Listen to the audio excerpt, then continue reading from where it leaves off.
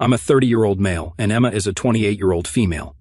I thought we had a rock-solid relationship for 5 years before we got married. We met at my buddy Phil's barbecue back in 2018. I wasn't even going to go, to be honest. I had a rough week at work and just wanted to chill at home, but Phil kept bugging me, saying I needed to get out more. He'd been trying to set me up with random girls since my last relationship ended badly. The moment I saw Emma, something just clicked. She was helping Phil's girlfriend set up the food table, laughing at something. She had on this casual blue sundress and just looked so natural. Not like the typical Instagram perfect girls Phil usually tried to set me up with. We got talking about how we both hate barbecue chicken. Yeah, a weird conversation starter at a barbecue, laugh out loud, and ended up talking for like 3 hours straight. It was just one of those conversations that flows effortlessly, you know? After that, we were pretty much inseparable. We started dating officially like 2 weeks later. She was everything I wanted in a partner. Smart, she's a pediatric nurse. Funny, she has this adorably weird sense of humor. Beautiful but naturally beautiful, not high maintenance. And we just clicked on every level. We had the same values, wanted the same things in life, and even had the same stupid taste in reality TV shows. 90 Day Fiancé is our guilty pleasure. Laugh my ass off. We never had those dramatic relationship problems you see on here all the time. No trust issues, no fights about dumb stuff, none of that nonsense. Sure, we had disagreements, but we always worked them out like adults. My buddies used to give me grief for being whipped, but honestly, I was just happy. Emma made me want to be a better person, as cheesy as that sounds. Fast forward to last year. I proposed during a hiking trip. She loves outdoor stuff. I almost messed it up because I was so nervous I nearly dropped the ring off the mountain. Laugh out loud, but she said yes, crying and laughing at the same time. We started planning the wedding right away. Emma had always dreamed of getting married at this historic vineyard about an hour outside the city. It was expensive, but seeing how happy it made her was worth every penny. The wedding was, man, it was perfect, and I'm not just saying that because I spent a small fortune on it. Seriously, why the heck are weddings so expensive? The vineyard looked amazing, all decorated with lights and flowers. Emma looked absolutely stunning in her dress. I remember looking at Emma that night, watching her laugh with her bridesmaids, and thinking how lucky I was. Like, this amazing woman actually chose to spend her life with me. It felt unreal. We had all these plans. We wanted to travel more, maybe buy a house in the suburbs next year, and start trying for kids in a couple of years. Emma even had names picked out already. She wanted to name our future son after her grandfather, which I was cool with. If someone had told me then what was about to happen, I would have laughed in their face. How could anything go wrong? We were solid, or at least I thought we were. So, 2 weeks after we got back from our honeymoon in Greece, which was amazing by the way, if you ever get the chance to visit Santorini, do it. Everything went to complete chaos. It was a Friday night, and I was at home grilling these fancy aged ribeye steaks I'd gotten from this bougie butcher shop downtown. They were like $60 per steak, expensive. Emma loves a good steak dinner, and I wanted to surprise her because she'd been working crazy shifts at the hospital lately. Emma was supposed to be home by 6, but she texted saying she was meeting her best friend Ashley for a quick coffee after work. Ashley's always been, well, let's just say she's not my favorite person. She's one of those people who's constantly stirring up drama and acts innocent about it. But she was Emma's best friend since college, so I tried to be cool about it. By 8:30, the steaks were getting cold, and Emma still wasn't home. I was getting kind of annoyed and hungry as heck, but I figured they must have gotten caught up talking. Emma finally got home around 9, and the second she walked in, I knew something was wrong. She had this weird look on her face, kind of like when she has to tell parents bad news at the hospital. She didn't even notice the fancy dinner setup I'd made. She just said, "We need to talk," in this serious voice I'd never heard her use before. Not going to lie, my first thought was that she was pregnant. We talked about waiting a couple of years, but accidents happen, right? Honestly, I wish it had been that. What she told me next made me wish we were just having an unexpected baby. She sat down at our kitchen island and started telling me about her ex-boyfriend, Mark. Now, I knew about Mark. They dated for 3 years in college. It seemed pretty serious. Emma didn't talk about him much, but I knew they'd ended things because he took a job across the country, and neither wanted to do long distance. Turns out, Ashley, Emma's friend, had run into Mark's brother at the gym earlier that week. Mark had stage 4 glioblastoma, basically this super aggressive brain cancer. Doctors gave him maybe 6 months tops, Emma found out through Ashley, and had apparently been texting with Mark since then. She showed me their messages, which, by the way, who keeps texting their ex when their spouse is at home making them dinner? There were dozens of them going back and forth about his diagnosis, his treatment options, and memories from their time together. While I was out dropping $120 on fancy steaks, my wife was having deep conversations with her dying ex. The texts weren't even inappropriate or anything. I almost wish they had been. It would have made what happened next easier to deal with. They were just emotional, lots of "I never forgot about you and you were such an important part of my life" type stuff. The kind of conversations you probably shouldn't be having with an ex when you're married. Then Emma said that Mark's dying wish was to spend his last months with her. Apparently, facing death made him realize she was the one that got away, or some Hallmark movie nonsense like that.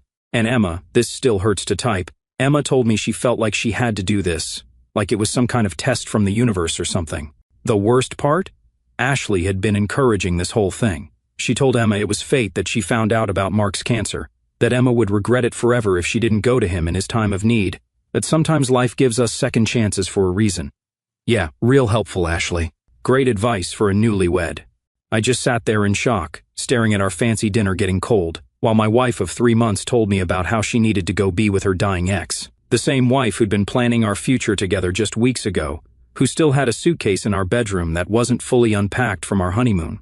The thing that really got me was how Emma was talking about it, like it was some kind of noble sacrifice she had to make. Mark has no one else, she kept saying. His family is all on the East Coast. Convenient, right? He's all alone, facing death. Meanwhile, I'm sitting there thinking, what about me? What about your husband, who you literally just promised to spend your life with? I asked her straight up if she still had feelings for Mark. She started crying. Emma's one of those people who cry when they're stressed. Usually I find it endearing, but at that moment it just pissed me off more. She said it wasn't about that, and this was bigger than our relationship, that Ashley had helped her see that this was something she needed to do to be able to live with herself. Oh yeah, let's talk about Ashley for a minute. This girl has been a thorn in my side since day one. She's one of those perpetually single friends who always has to be involved in everyone else's relationship. The type who posts inspirational quotes about following your heart on Instagram, but can't keep a relationship longer than 3 months. According to Emma, Ashley was the one who really pushed her into this whole thing. After running into Mark's brother, Ashley set up a chance meeting with Mark at their usual coffee spot. She'd been feeding Emma all this spiritual mumbo-jumbo about how the universe brings people back into our lives for a reason, and sometimes first loves are meant to be last loves and other nonsense. I tried to be rational about it. I asked Emma if she'd seen any of Mark's medical records herself, if she'd talked to his doctors, if she'd even verified the diagnosis with his family. She got defensive, said she couldn't believe I was questioning something like this, that the Mark she knew would never lie about something so serious. The Mark she knew, those words just kept echoing in my head. You want to know the most messed up part?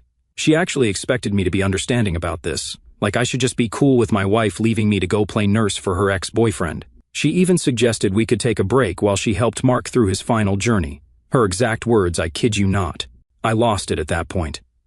I told her marriage doesn't have a pause button, that she couldn't just put our life on hold while she went to fulfill some dying guy's romantic fantasy. I asked her how she'd feel if I left her for an ex who was dying. She said that was different but couldn't explain how.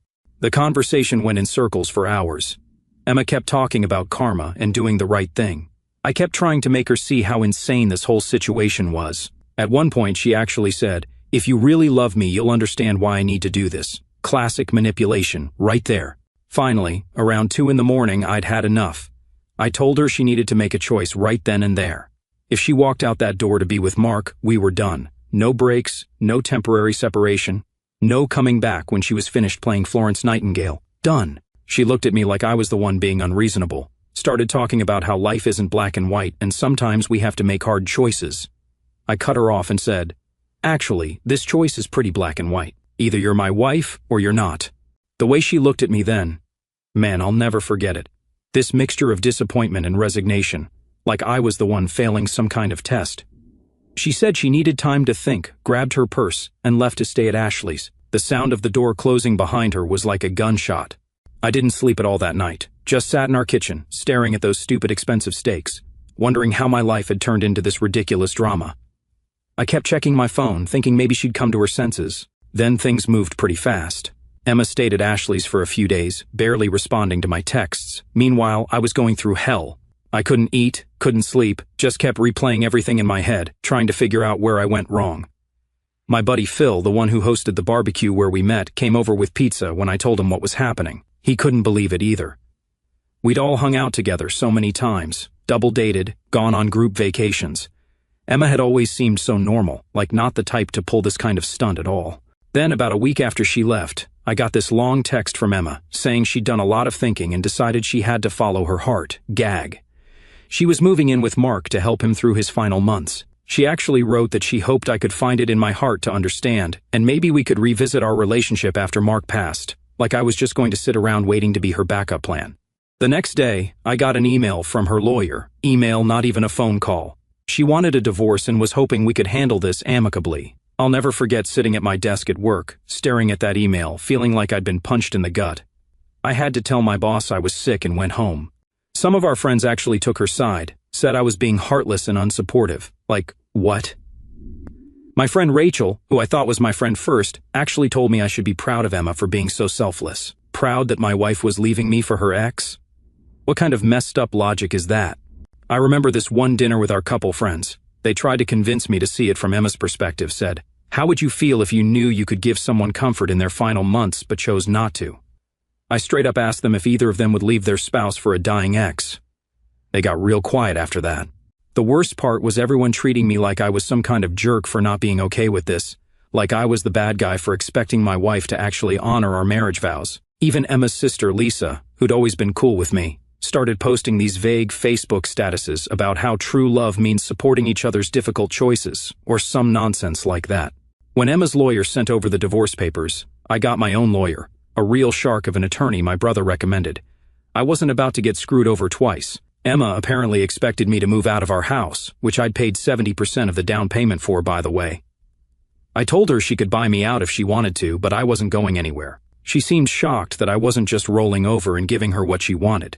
I think she expected me to be understanding about this whole thing right up until the end. The day she came to get her stuff was brutal. Ashley came with her, of course, and kept giving me these dirty looks, like I was the villain in this story. They took 3 hours packing up Emma's things. Every time they walked past me with another box, Ashley would make these little huffing noises. I just sat on the couch, drinking beer and watching football, refusing to help. Emma tried to take our dog, Max, a lab mix we'd adopted 2 years ago. That was the one time I really lost my cool. I told her there was no way in hell she was taking my dog to go live with her and her dying boyfriend. She started crying about how she needed emotional support during this difficult time. I just laughed and reminded her that Max was registered under my name, and I'd paid all his vet bills. She left without him. The divorce itself was pretty quick since we hadn't been married long. Emma didn't fight me on anything financial. I think she felt too guilty. She even signed over her share of the house to me without argument. Her lawyer seemed surprised by that, but Emma just wanted it done fast so she could go play nursemaid to Mark. So, after Emma moved out, the house felt huge, like way too empty. I threw all her stuff right in the trash. My mom wanted me to start dating again right away. She kept trying to set me up with daughters of her friends from church. Thanks, but no thanks, Mom. My buddies tried dragging me to bars, saying I needed to get back out there, but honestly, I wasn't ready. The thought of trying to explain my situation to some random woman at a bar, yeah, my wife left me for her dying ex-boyfriend 2 months after our wedding, just seemed exhausting. Instead, I threw myself into work, started taking all the overtime I could get. My boss was actually pretty cool about everything, let me pick up extra projects to keep my mind busy. I made some decent money too, so that was a plus. But sitting alone in that house every night was killing me. I started having trouble sleeping, would wake up at 3 in the morning and check my phone, half expecting to see a message from Emma saying this was all some messed up mistake. Max was a lifesaver during this time. Having him there forced me to keep some kind of routine. I had to get up to walk him, had to come home at decent hours to feed him. He'd sit with me on the couch while I binged Netflix, probably wondering why I was watching so much Breaking Bad at 2 in the morning. I started doing some home improvements too, just to keep busy. But the hardest part was dealing with social media. Emma didn't post much about her situation. Guess it's hard to make left my husband for my dying ex look good on Instagram, but mutual friends would share stuff. Pictures of her at dinner with friends, acting like everything was normal. Ashley's posts were the worst. All these cryptic quotes about following your heart and sometimes life has other plans. I had to block both of them eventually. I lost some friends in the split too. Couples we used to hang out with started taking sides. Some people thought I was being a jerk for not supporting Emma's difficult choice. I still can't believe that. Others just felt awkward and stopped inviting me to things. That hurt almost as much as the divorce itself. My brother was actually the most helpful during this time. He'd come over with his kids, forced me to get out of the house. Fast forward a couple of months, I was actually doing pretty good. I got promoted at work, bought a new truck, always wanted a Tacoma, and was in the best shape of my life thanks to Brazilian Jiu-Jitsu. I even started dating a little bit. Nothing serious, but at least I could get through first date small talk without having a mental breakdown talking about my ex. Laugh out loud.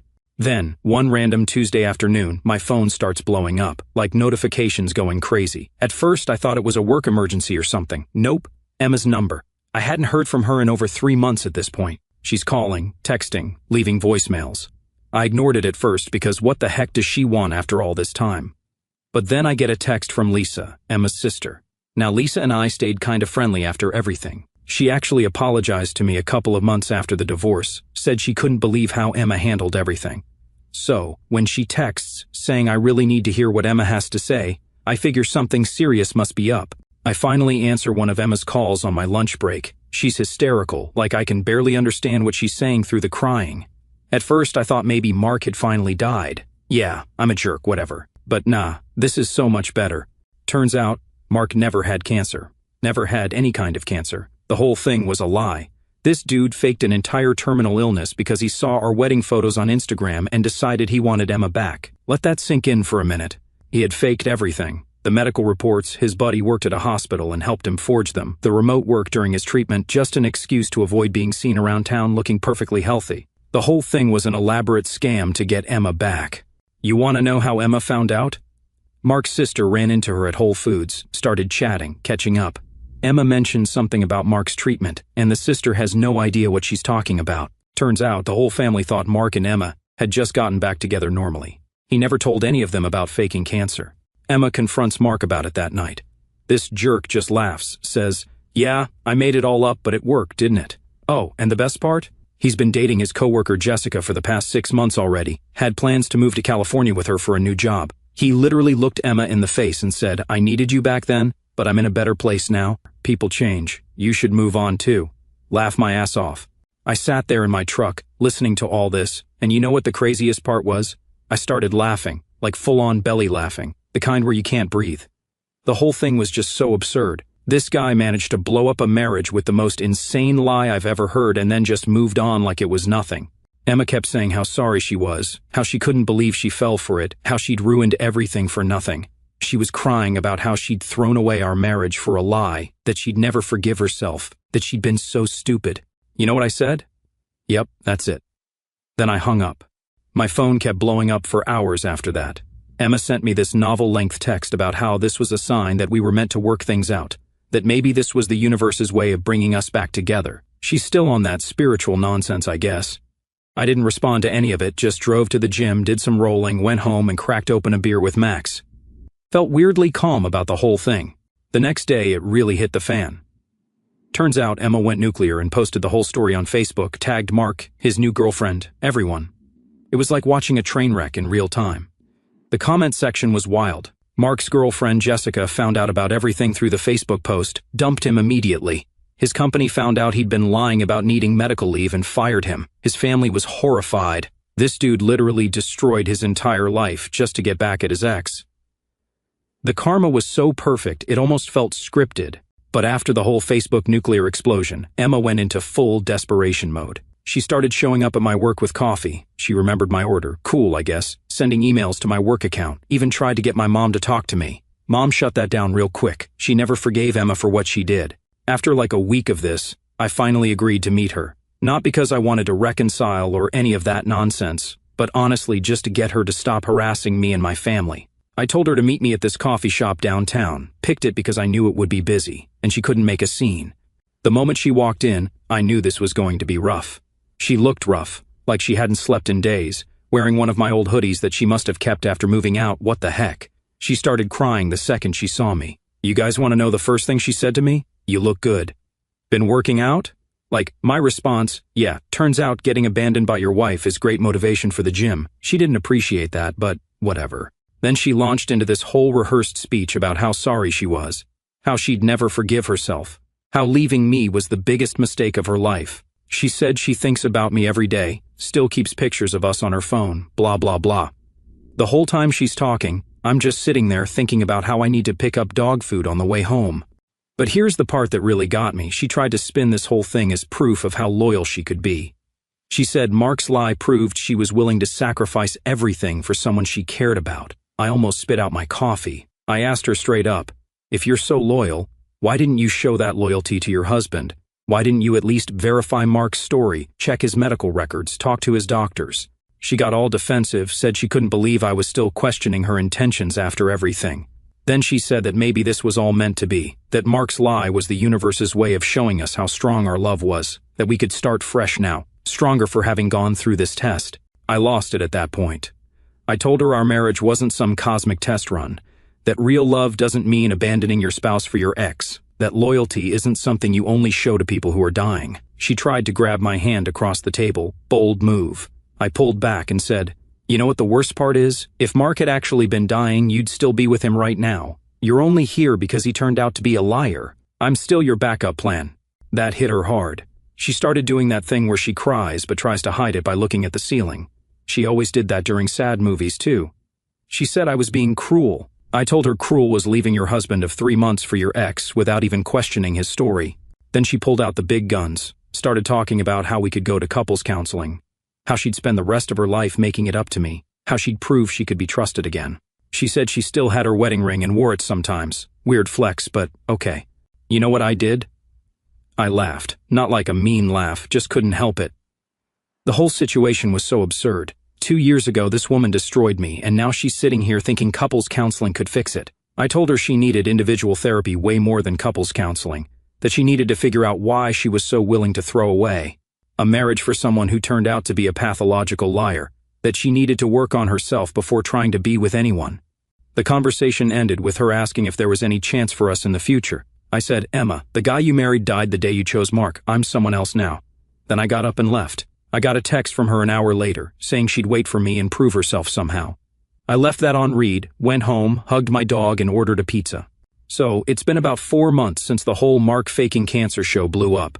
I was actually starting to feel good about life again. I started dating this awesome girl, Amy, from my gym. She teaches the morning kickboxing classes. We'd been seeing each other for a few weeks. Nothing super serious yet, but definitely heading that way. She's completely different from Emma. Straightforward, no drama, doesn't believe in all that universe has a plan nonsense. Then yesterday happened. I was at home cooking dinner. Amy was coming over later when Emma showed up at my door. I hadn't seen her since the coffee shop confrontation. She looked different. Then I realized why. She was pregnant. Like obviously pregnant. My first thought was, oh, Mark knocked her up before he bailed. But nope, life isn't that simple. She was holding this envelope, hands shaking. She told me she was 14 weeks along. I did the math in my head right before everything went to hell with Mark, right before she left. Guys, it's mine. She had a paternity test done already, one of those early blood test things. She showed the results right there, 99.9% probability I'm the father. She'd been trying to work up the courage to tell me for weeks. I just stood there in my kitchen, holding these test results, while my pregnant ex-wife cried in front of me, and my new girlfriend was on her way over for dinner. It felt like I was having an out-of-body experience or something. Emma says she found out right after everything imploded with Mark. She's been going to doctor's appointments alone, didn't tell anyone except her mom. She said she knows this complicates everything, but she thought I had the right to know. The messed up part? Part of me is actually excited, like I always wanted to be a dad. Emma and I had talked about having kids, back when we were actually married. But then I think about everything that happened, about how she left, about Amy. I haven't told Amy yet. Emma just left like an hour ago. I ended up texting Amy, saying I was sick and needed to rain check dinner. I've been sitting here with Max, just trying to process everything. How the heck do you even handle something like this? Like, obviously, I'm going to be involved in my kid's life. That's not even a question.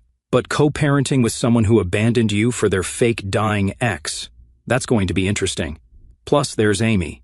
How do you tell someone you just started dating that your ex-wife, who left you for her dying ex, is pregnant with your kid? It feels like too much to put on someone this early. Emma wants to talk about things, says maybe this is a sign we should try again, that a baby changes everything. But does it though? Does it change the fact that she left me for her ex without a second thought? Does it change that she only came back when she found out he was lying? My head is spinning. Max keeps bringing me his toys like he knows I'm freaking out. Good dog. I honestly don't know what to do.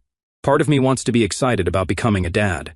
Part of me is terrified of having to deal with Emma for the next 18 plus years. And part of me feels guilty about Amy, who didn't sign up for any of this drama. So, what would you guys do? Seriously, how do you co-parent with someone who broke your trust like this? How do you tell your new girlfriend that, surprise, you're going to be a dad with your ex? How do you make sure you're there for your kid without getting sucked back into Emma's drama?